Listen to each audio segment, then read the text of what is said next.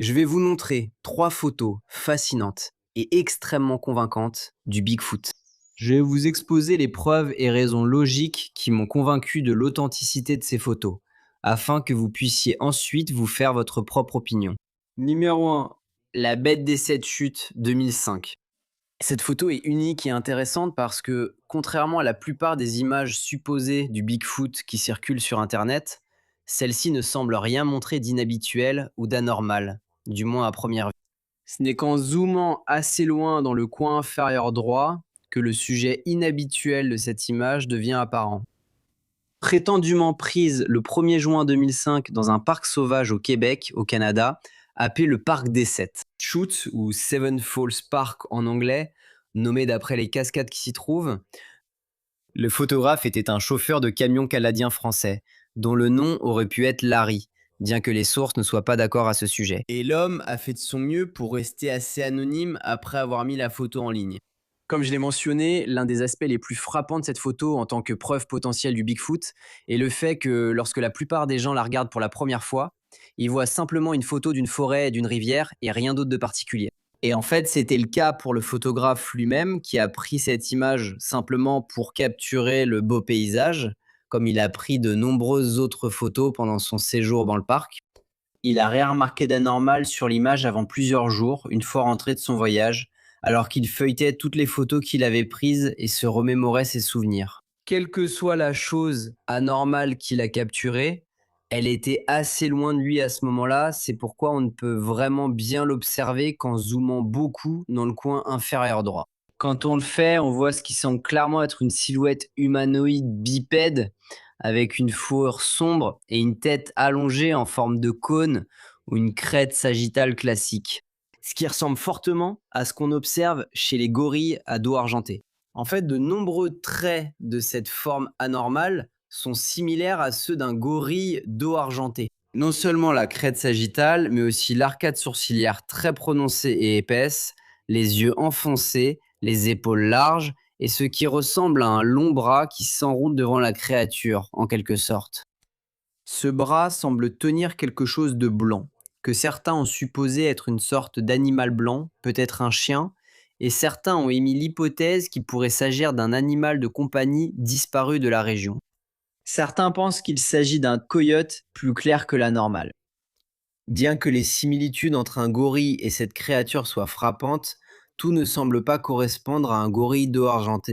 Une chose qui correspond pas, c'est ce qui semble être un museau allongé, presque canin. Bien sûr, l'image étant très pixelisée et agrandie, nous ne pouvons pas l'affirmer avec certitude. Cela pourrait être un museau ressemblant à celui d'un gorille, mais il semble plutôt allongé, un peu comme celui d'un babouin.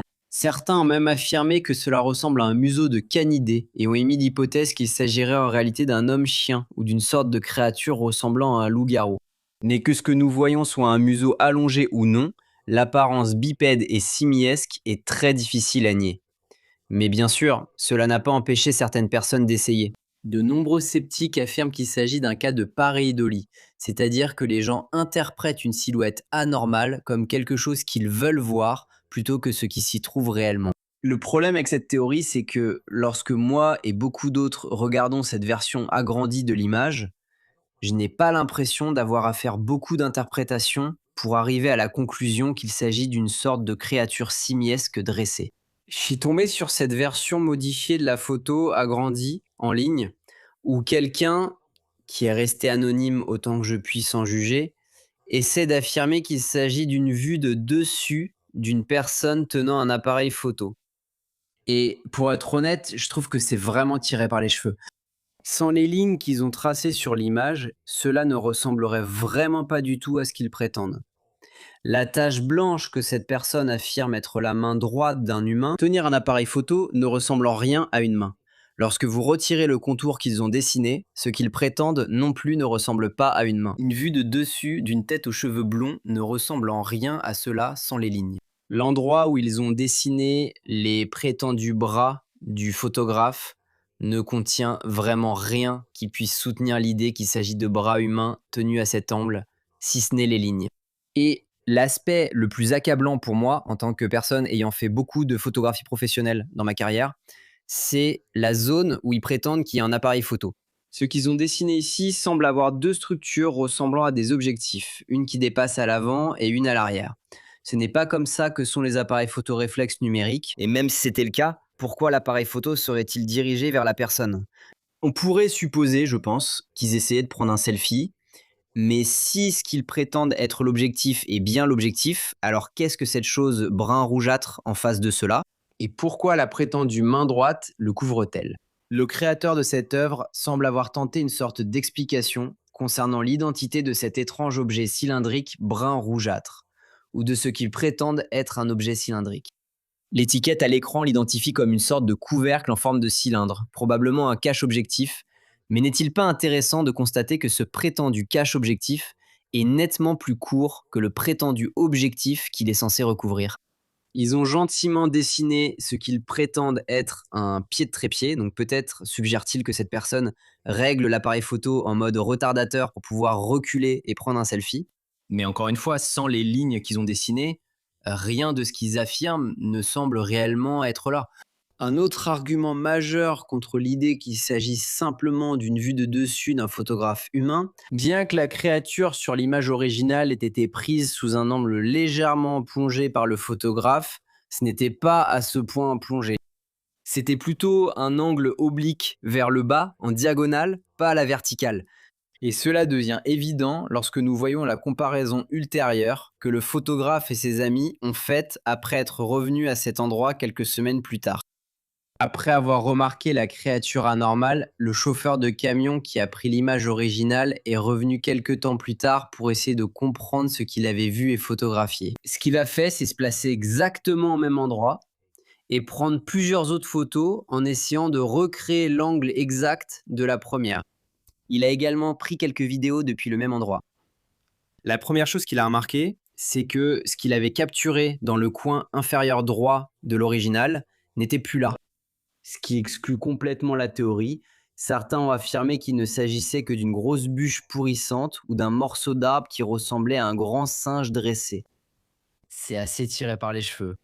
Ensuite, le photographe est même allé jusqu'à demander à l'un de ses amis d'aller à l'endroit où la créature se trouvait, et il a alors pris d'autres images. Et cela nous permet de faire cette comparaison de taille fascinante. Ce qui rend assez évident que la créature qu'il a capturée sur l'image originale était non seulement nettement plus grande, mais aussi beaucoup plus large qu'un humain moyen. Nous ne pouvons sans doute pas conclure avec certitude ce qu'était cette chose, mais nous pouvons affirmer avec confiance que ce n'était ni un humain, ni une bûche pourrissante, ni un ours. Il convient également de noter qu'à mon avis, c'est pas la grande victoire pour la communauté des croyants en Bigfoot que certains pourraient penser. La raison en est que cela complique un peu la question. Nous avons un visage et une structure de tête extrêmement semblables à ceux d'un gorille, ce qui contredit de nombreuses observations présumées, mais en même temps, nous avons ce qui ressemble à un museau allongé, presque canin. Comme nous l'avons évoqué, ce qui complique encore davantage la question. Quelle que soit cette créature, il semble bien que ce soit quelque chose que la science conventionnelle ne comprend pas entièrement. Numéro 2, la photo prise par la caméra de chasse de la famille Duhan en 2013. Cette photo a été prise le 29 juin 2013 par la famille Duhan, plus précisément par un homme nommé Jimmy Duhan, en Louisiane. Ceci est une autre image présumée du Bigfoot qui ne semble pas particulièrement frappante ou impressionnante à première vue, mais qui le devient davantage lorsqu'on l'examine de plus près. Et c'est en fait une qualité assez unique parmi les images présumées du Bigfoot. La plupart d'entre elles montrent exactement ce que vous êtes censé voir de manière évidente dès le départ, et je pense que beaucoup d'images truquées ont aussi cette caractéristique. Celle-ci ne ressemble à rien au début, mais devient plus convaincante à mesure qu'on l'examine de près, au sens propre comme figuré. La caméra de chasse qui a capturé l'image a été installée sur une grande propriété rurale privée par Jimmy Duhon ou par un membre de sa famille. La caméra était destinée à surveiller la faune, probablement pour la chasse. Comme vous pouvez le voir, elle a été déclenchée en plein jour et elle a capturé ce qui semble être une silhouette bipède se tenant à gauche de cette cage de chasse vert grisâtre. Par coïncidence, on voit plusieurs corbeaux ou corneilles se nourrir au premier plan, ce qui fait que la partie de mon cerveau dédiée à la littérature anglaise poétique pense que quelque chose d'assez inquiétant va arriver. En zoomant sur la silhouette supposée, l'explication sceptique évidente serait qu'il s'agit simplement d'un humain portant des vêtements sombres ou même d'un costume de Bigfoot. Mais à mesure que l'on zoome sur la silhouette, cette idée devient plus difficile à accepter. Quelle que soit cette créature, elle ne semble pas avoir les proportions d'un humain. Elle paraît trop massive et de forme étrange. Elle a cette étrange posture aux jambes arquées, ce qui n'est ni confortable ni typique pour la plupart des humains, et elle semble avoir des bras exceptionnellement longs par rapport aux proportions des membres humains. La cage de chasse est extrêmement utile pour donner une échelle approximative, et peu de temps après la diffusion initiale de cette image au public, l'équipe de l'émission À la recherche de Bigfoot a analysé le site en personne. Ce qu'ils ont découvert après avoir recréé cette image, en utilisant l'un de leurs membres d'équipe les plus grands, je crois que c'était Bobo, qui approche les 2,10 m. Autrement dit, la créature sur l'image, bien qu'elle se tienne les jambes arquées et ne soit donc probablement pas à sa taille maximale, semblait tout de même avoisiner les 2,10 m. Il existe des humains de 2,10 m, mais rares sont ceux qui, en costume de gorille sur mesure, se tiennent jambes arquées près d'un mirador de chasse au milieu d'une propriété rurale privée. Numéro 3. Extrême expédition Bigfoot photo 2009. Prétendument prise dans l'État de Washington le jour de Noël 2009, si l'on en croit la date indiquée en bas de la photo. Cette image a été prise par une caméra de chasse à déclenchement automatique installée par les membres d'Extreme Expeditions Northwest LLC dans le cadre de l'expédition Sasquatch de septembre 2012. J'étais d'abord méfiant envers cette image, non pas pour ce qu'elle montrait, mais à cause des circonstances que j'avais lues à son sujet. Apparemment, ce campement a été intentionnellement laissé avec de la nourriture et des appâts pour attirer un Sasquatch. Chaque fois que quelqu'un essaie d'attirer un Sasquatch et affirme y être parvenu, je ne le rejette pas automatiquement, parce que je pense que des gens ont effectivement réussi à trouver un Sasquatch en le cherchant. Mais cela me pousse à examiner les choses de façon plus attentive. Évidemment, l'image a été prise de nuit, comme vous pouvez le voir, et la caméra de chasse était en mode infrarouge. La silhouette semble être accroupie ou agenouillée, fouillant parmi des objets sur ou à côté de la table de pique-nique. Il a une posture et une carrure inhabituelles. Sa tête est placée bas, et comme dans de nombreux témoignages supposés de Sasquatch, il n'a pas de cou visible. Bien qu'on ne distingue guère plus qu'une ébauche de bras, ce qu'on devine semble puissant. Contrairement à un ours, la silhouette semble avoir un dos et des épaules humanoïdes, bien que beaucoup plus larges et épaisses que ceux d'un humain moyen. Voici une photo comparative que j'ai réalisée, où je me tiens à la place du prétendu Bigfoot, en faisant de mon mieux pour reproduire l'angle et la position de mon corps par rapport à la table de pique-nique. En faisant correspondre la taille et l'angle de la table de pique-nique dans ma reconstitution à ceux de la table de la photo originale, vous pouvez voir que même en étant moi-même un humain grand et relativement musclé, je n'atteins absolument pas la taille ou la corpulence du sujet de cette photo.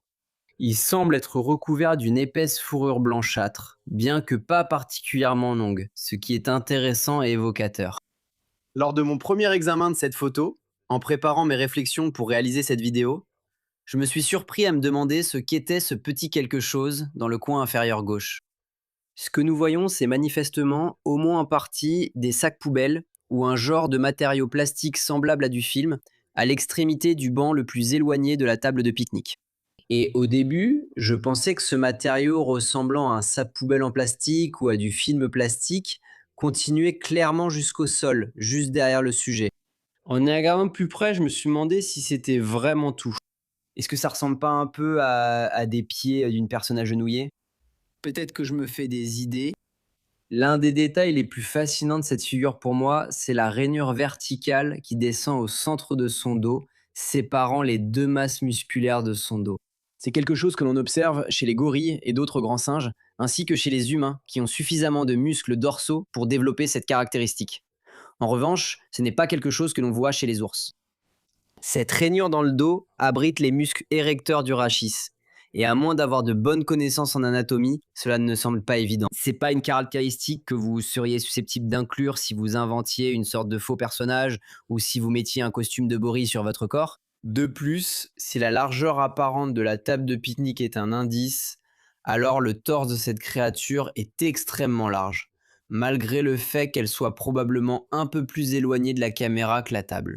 Je devrais préciser que Comme pour toutes les photos supposées du Bigfoot prises à l'époque moderne, celle-ci n'est pas concluante. À une époque où Photoshop et l'IA peuvent créer n'importe quoi à partir de rien, il est difficile pour une seule image de prouver quoi que ce soit. Cela dit, il y a quand même ici une forme étrange à côté de cette table de pique-nique, avec une musculature dorsale étrangement spécifique et anatomiquement correcte. Cela pourrait-il être un canular? Oui. Mais si vous vouliez créer une fausse photo de Bigfoot, n'auriez-vous pas capturé quelque chose d'un peu plus concluant que ça? À la place, on obtient quelque chose qui paraît juste dans les quelques détails anatomiques qu'il montre et cohérent avec de nombreux témoignages présumés, mais suffisamment obscur pour cacher d'autres détails qui pourraient aider à se faire une opinion. Cela dit, étant donné les détails anatomiques étranges et la taille globale de ce que c'était, j'ai du mal à simplement considérer cela comme un canular. Eh bien voilà, 3 photos présumées du Bigfoot qui, lorsqu'on les considère avec tous les détails de cette analyse, sont assez difficiles à rejeter logiquement comme de simples erreurs d'identification ou des canulars. Si vous avez apprécié cette vidéo, merci de lui donner un j'aime, de la partager avec votre famille et vos amis et de vous abonner à Cabin in the Woods. Pour me soutenir et contribuer à de futurs projets, plusieurs options existent. Vous pouvez m'offrir un café et je laisserai un lien vers ma page Buy Me a Coffee dans la description ci-dessous. Vous pouvez envisager de devenir membre de la chaîne Cabin in the Woods. Pour 3 $ et quelques par mois, vous pouvez obtenir des avantages exclusifs comme un accès anticipé aux vidéos, des badges uniques sur le thème du Bigfoot à côté de votre nom d'utilisateur, des emojis que personne d'autre ne peut utiliser dans la section des commentaires et une priorité dans les réponses à vos commentaires de ma part, ainsi que des remerciements occasionnels dans les prochaines vidéos.